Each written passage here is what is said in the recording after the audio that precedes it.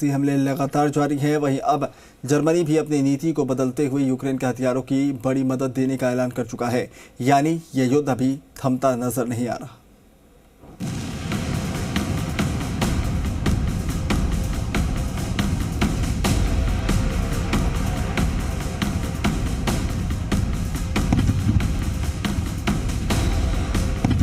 रूस यूक्रेन युद्ध के 2 महीने हो चुके हैं। युद्ध थमने के बजाय और खतरनाक रूप लेता जा रहा है। अभी तक यूक्रेन को सैन्य मदद देने से बच रहा जर्मनी अब यूक्रेन को 50 एंटी एयरक्राफ्ट गेपर्ड टैंक सप्लाई करेगा। लंबे समय से जर्मनी की रणनीति रही है कि वो किसी युद्ध क्षेत्र में भारी सैन्य हथियार नहीं भेजेगा, लेकिन अब उसने ये नीति बदल दी है। इससे पहले लगातार ज़ेलेंस्की सैन्य मदद नहीं करने के लिए जर्मनी की आलोचना करते रहे हैं। टैंकों को तकनीकी तौर पर और अपग्रेड करके यूक्रेन भेजा जाएगा।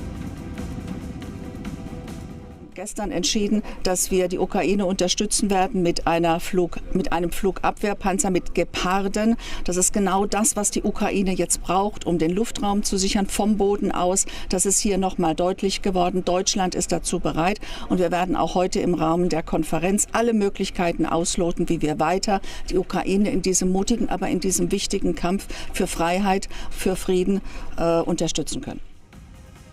वहीं अमेरिका, जो लगातार यूक्रेन को मदद कर रहा है, एक बार फिर से यूक्रेन को हर संभव हथियारों की मदद देने का भरोसा दिया है।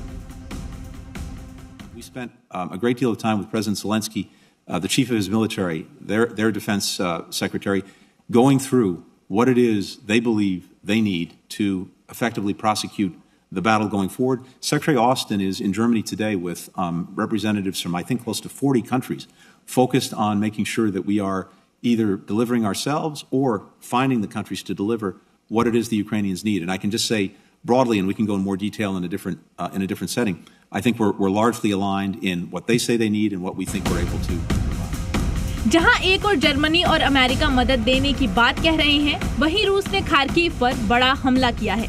खार्किव में किए गए इस हमले में 3 लोगों के मारे जाने की आशंका है। अगर रूसी हमले तेज हो चुके हैं तो यूक्रेन भी करारा जवाब दे रहा है। इन तस्वीरों में देखिए, जो लुहांस्क की है। यूक्रेनी सेना रूसी सैनिकों और उनके ठिकानों पर लगातार रॉकेट से हमला कर रही है। अब इन तस्वीरों को देखिए। यूक्रेन में किसान अब बुलेट प्रूफ जैकेट पहनकर खेती कर रहे हैं। कभी भी गोली लग सकती है, लेकिन खेती करना जरूरी है, इसलिए अब बुलेट प्रूफ जैकेट का सहारा है। ये तस्वीरें यूक्रेन के कारसेन की हैं, जहां रेलवे स्टेशन पर रूसी हमले के बाद भयानक आग लग गई है और फायर फाइटर्स इसे बुझाने में जुटे हैं। युद्ध के बीच इस युद्ध को रोकने के लिए यूएन महासचिव एंटोनियो गुटेरेस ने पुतिन से रूस में मुलाकात की। हालांकि अभी तक इस मामले में कोई ठोस बढ़त नहीं हुई है, यानी फिलहाल ये युद्ध तो लगता है चलता ही रहेगा।